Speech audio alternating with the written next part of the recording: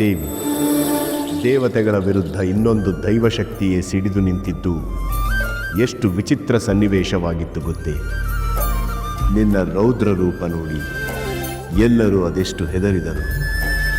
ಮತ್ತೇನು ಸ್ವಾಮಿ, ನಿಮ್ಮನ್ನೇ ಅವಹೇಳನ ಮಾಡುವಷ್ಟು ಧೈರ್ಯವೇ ಆ ದೇವತೆಗಳಿಗೆ? ನನ್ನ ಸ್ವಾಮಿ ಯಾರು? ಜಗದ್ರಕ್ಷಕ. ಅವರನ್ನೇ ನಿಕೃಷ್ಟವಾಗಿ ಕಾಣುತ್ತಾರೆಂದರೆ ನಾನು ಸುಮ್ಮನಿರಲು ಹೇಗೆ ಸಾಧ್ಯ? ನನ್ನ ಮೇಲೆ ನಿನಗಿರುವ ಪ್ರೀತಿಯನ್ನು ಜಗತ್ತಿಗೆಲ್ಲ ನಿರೂಪಿಸಿದಂತಾಯಿತು ಅಲ್ಲವೇ?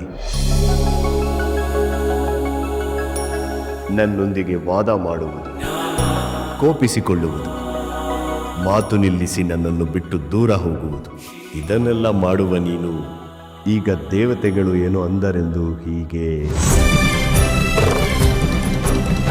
ಹೌದು ಸ್ವಾಮಿ, ನಾನು ಕೋಪಿಸಿಕೊಳ್ಳುತ್ತೇನೆ, ವಾದ ಮಾಡುತ್ತೇನೆ. ನಾನು ನಿಮ್ಮ ಪತ್ನಿ, ನನಗೆ ಆ ಹಕ್ಕಿದೆ.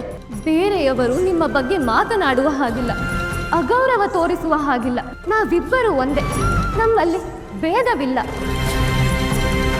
ನಾನು ಭೂಮಿಯಾದರೆ ನೀವು ಅದರ ಮೇಲೆ ಹಬ್ಬಿದ ಹಸಿರು, ನೀವು ಸಾಗರವಾದರೆ ನಾನು ಅದರ ಅಲೆ, ನಾನು ಬೆಂಕಿಯಾಗಿ ಉರಿದರೆ ನೀವು ನೀರಾಗಬೇಕು. ನೀರಾಗಲು ನನಗೇನು ಅಭ್ಯಂತರವಿಲ್ಲ ದೇವಿ, ಆದರೆ ಇಂದ್ರನ ವಿಚಾರದಲ್ಲಿ ನೀನು ಕೇವಲ ಬೆಂಕಿಯಾಗಿರಲಿಲ್ಲ, ಜ್ವಾಲಾಮುಖಿಯಾಗಿದ್ದೆ. ತನ್ನ ಸಾಮರ್ಥ್ಯವನ್ನು ನಿರೂಪಿಸಲು ವಜ್ರಾಯುಧವನ್ನೇ ಪ್ರಯೋಗಿಸಲು ಹೊರಟಿದ್ದನಲ್ಲ. ನಾವೆಲ್ಲ ಆಯುಧವನ್ನು ಹಿಡಿಯುವುದೇಕೆ? ಇಂತಹ ಕ್ಷುಲ್ಲಕ ಕಾರಣಕ್ಕೆ ಅಂತಹ ಶಕ್ತಿಶಾಲಿ ಆಯುಧವನ್ನು ಉಪಯೋಗಿಸಬಾರದೆಂಬ ಅರಿವಿರಲಿಲ್ಲವೇ ಆ ಇಂದ್ರನಿಗೆ? ಆದರೆ ಅವರ ಮಾತುಗಳು ನನ್ನ ವ್ಯಕ್ತಿತ್ವಕ್ಕೆ ಕುಂದು ತರುವುದಿಲ್ಲ. ಅವರ ಹೊಗಳಿಕೆಯು ನನ್ನನ್ನು ಉಬ್ಬುವಂತೆ ಮಾಡುವುದೂ ಇಲ್ಲ. ನಿನಗೇಕೆ ಅಷ್ಟು ಕೋಪ ಬಂತು? ಏಕೆಂದರೆ ನೀವು ಕೇವಲ ನನ್ನ ಶಿವನಲ್ಲ, ನನ್ನ ಸರ್ವಸ್ವವು ನೀವೇ.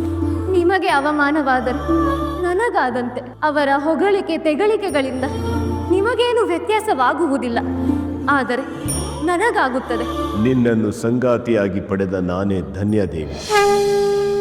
ರೌದ್ರವು ಶಾಂತವು, ಕೋಪವು ಪ್ರೀತಿಯು, ಎರಡು ವಿರುದ್ಧ ಭಾವಗಳು ನಿನ್ನೊಳಗೆ ಒಟ್ಟಿಗೆ ನೆಲೆಯಾಗಿ ನಿಂತಿವೆ.